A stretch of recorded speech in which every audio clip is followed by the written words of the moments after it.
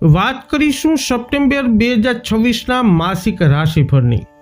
આ વિડીયોમાં ચર્ચા કરીશું ધન તથા મકર રાશિની। તો નમસ્કાર મિત્રો, અંબા એસ્ટ્રોલોજી ગુજરાતી ચેનલમાં આપ બધાનું ખૂબ ખૂબ હાર્દિક સ્વાગત છે। મિત્રો, હજુ સુધી આપે અમારી ચેનલને સબસ્ક્રાઇબ નથી કરી અથવા આપ નવા છો તો જરૂરથી સબસ્ક્રાઇબ કરો। આ વિડીયોને લાઇક અને શેર કરવાનું ભૂલશો નહીં। જ્યોતિષને લગતા મૂંઝવતા પ્રશ્નોના સમાધાન માટે તમે અમારો સંપર્ક અવશ્યથી કરી શકો છો। મિત્રો, સર્વપ્રથમ જોઈ લઈએ આ મહિનાનું ગ્રહ ગોચર। તો સૂર્ય 17 સપ્ટેમ્બરથી કન્યા રાશિમાં ગોચર કરશે, તો 2 સપ્ટેમ્બરથી શુક્ર તુલા રાશિમાં। આ મહિને બુધ 7 સપ્ટેમ્બરથી કન્યા રાશિમાં ગોચર કરવાના છે અને મંગળ 18 સપ્ટેમ્બરથી કર્ક રાશિમાં ગોચર કરવાના છે।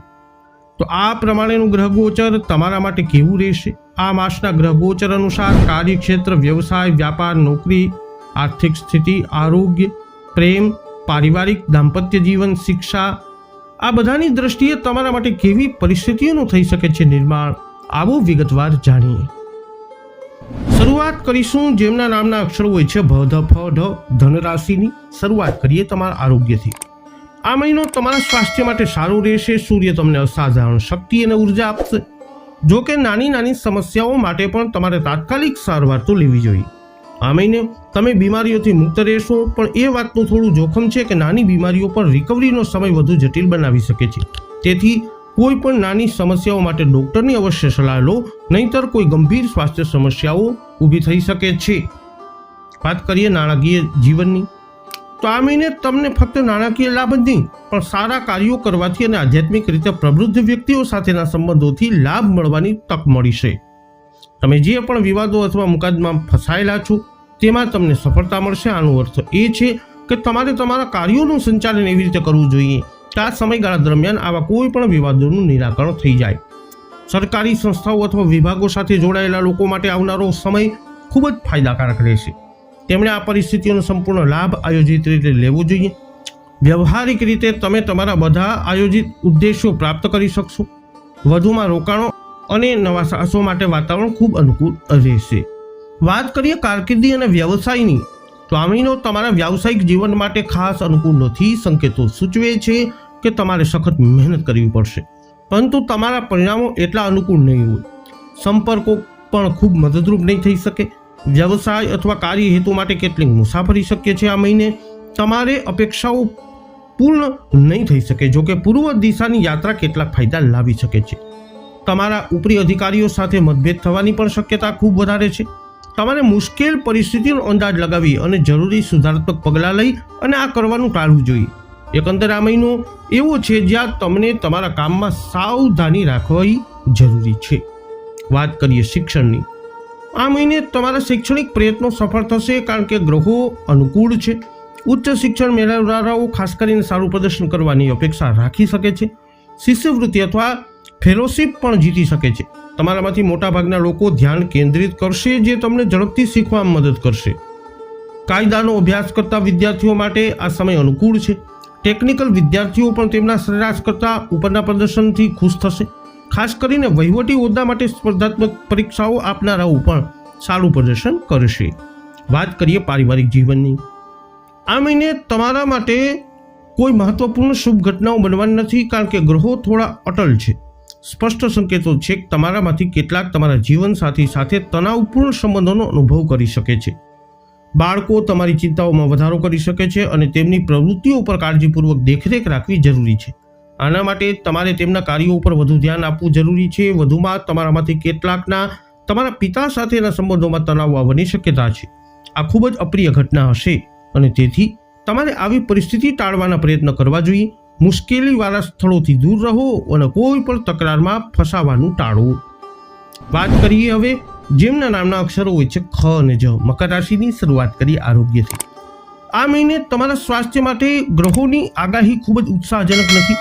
જે લોકો હરસ અને છાતીની લગતી બીમારીઓથી પીડાય છે તેમને મુશ્કેલ પરિસ્થિતિઓનો સામનો કરવો પડી શકે છે, જેમાં સારવાર માટે સામાન્ય કરતાં વધુ ધ્યાન આપવાની જરૂર પડશે। બધી સાવચેતીઓ નિષ્ફળ ન જવી જોઈએ। વધુમાં સ્નાયુઓમાં ખેંચાણ જેવી સમસ્યાઓ તમને પરેશાન કરી શકે છે। આ કદાચ ટૂંકા ગાળાનું હોય, પરંતુ તેમને હજુ પણ નજીકની દેખરેખ અને ગંભીર સારવારની જરૂર પડશે। આ પ્રતિકૂળ મહિનામાં પણ વધુ મહત્વપૂર્ણ છે, કારણ કે કોઈ જોખમ ન લેવું મહત્વપૂર્ણ છે. સાવચેત રહો, કારણ કે આ તમારા માટે થોડો મુશ્કેલ સમય છે. વાત કરીએ મકર રાશિના જાતકોની નાણાકીય સ્થિતિ વિશે. આ મહિને ગ્રહો તમારી નાણાકીય સંભાવનાઓ માટે ખાસ અનુકૂળ નથી લાગતા. સંજોગો એવા હશે કે વિલંબ અને અવરોધો તમારા પ્રયત્નો અને ખંત દ્વારા તમે કરેલી કોઈ પણ પ્રગતિમાં અવરોધ ઊભો કરશે.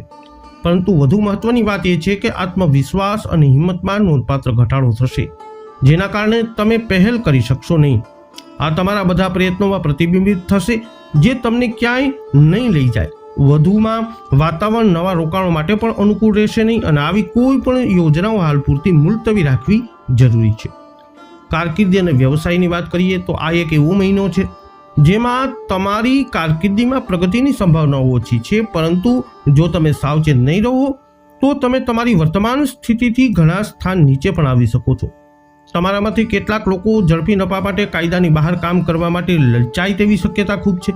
જો આવું થાય તો પરિણામો વિનાશક હોઈ શકે છે, તેથી તમારે આવી લાલચમાં ન ફસાવવા માટે કટિબદ્ધ રહેવું જોઈએ.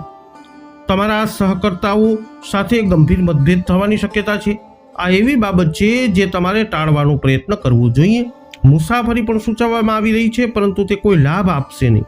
જો કે ઉત્તર દિશામાં મુસાફરી કરવાથી કેટલાક નાના ફાયદા થઈ શકે છે. વાત કરીએ મકર રાશિના વિદ્યાર્થીઓના શિક્ષણની, તો તમારી શૈક્ષણિક સંભાવનાઓનો સવાલ છે. ત્યાં ગ્રહોની સ્થિતિ અનુકૂળ હોવાથી મુશ્કેલીઓનો સામનો કરવો પડી શકશે નહીં. જે ટેકનિકલ વિદ્યાર્થીઓ અન્યથા સારું પ્રદર્શન કરે છે તેમને પોતાનું રેન્કિંગ જાળવી રાખવા માટે વધુ મહેનત કરવી પડી શકે છે. જે નોકરીઓમાં વ્યવહારુ કુશળતાની જરૂર હોય તેમને સામાન્ય કરતાં વધુ પ્રેક્ટિસની જરૂર પડશે. કોઈ પણ સ્પર્ધાત્મક પરીક્ષાની તૈયારી કરતા લોકો માટે વધારાનું કોચિંગ લેવું સમજદારીભર્યું રહેશે. આ સફળતા અને નિષ્ફળતા વચ્ચે નોંધપાત્ર તફાવત લાવી શકે છે. જો કે તમારે દ્રઢ રહેવું જોઈએ, અને જો તમે આમ કરશો તો તમે કોઈ પણ પડકારોને પાર કરી શકશો. વાત કરીએ પારિવારિક જીવનની, તો આ મહિનો પારિવારિક વાતાવરણમાં ઓછો સુખદ રહેશે, કારણ કે ગ્રહો અનુકૂળ નથી. તમારે ઓછામાં ઓછું તમારા મનમાંથી બિનજરૂરી શંકાઓ દૂર કરવી જોઈએ, નહીં તો તમારા જીવનસાથીના સાથેના તમારા સંબંધો નોંધપાત્ર રીતે બગડી શકે છે. ભાઈ બહેનો સાથેના સંબંધો પર તણાવપૂર્ણ આ મહિને બની શકે છે, જેનાથી ખૂબ જ અપ્રિય પરિસ્થિતિ સર્જાઈ શકે છે. ધીરજ રાખો અને સંઘર્ષ કરવાનું ટાળો. બાળકો તમારી ચિંતાઓમાં વધારો કરી શકે છે. વધુ સચેત રહો અને તેમની પ્રવૃત્તિઓ ઉપર નજીકથી નજર રાખો. આ માટે વધુ સમય અને શક્તિ ફાળવવી જરૂરી છે. તો ધન તથા મકર રાશિના જાતકો, વૈદિક જ્યોતિષશાસ્ત્ર અનુસાર સપ્ટેમ્બર મહિનાનું ગ્રહ ગોચર જીવનના વિભિન્ન ક્ષેત્રોમાં તમારા માટે આવી પરિસ્થિતિઓનું કરી શકે છે નિર્માણ. આ વિડીયો અંગેના તમારા અભિપ્રાય, તમારા મંતવ્ય કોમેન્ટમાં જણાવો. વિડીયોને લાઇક કરો, શેર કરો. અમારી ચેનલને સબસ્ક્રાઇબ નથી કરી તો જરૂરથી કરી લો. ફરી મળીશું નવા વિડીયોમાં. જય અંબે.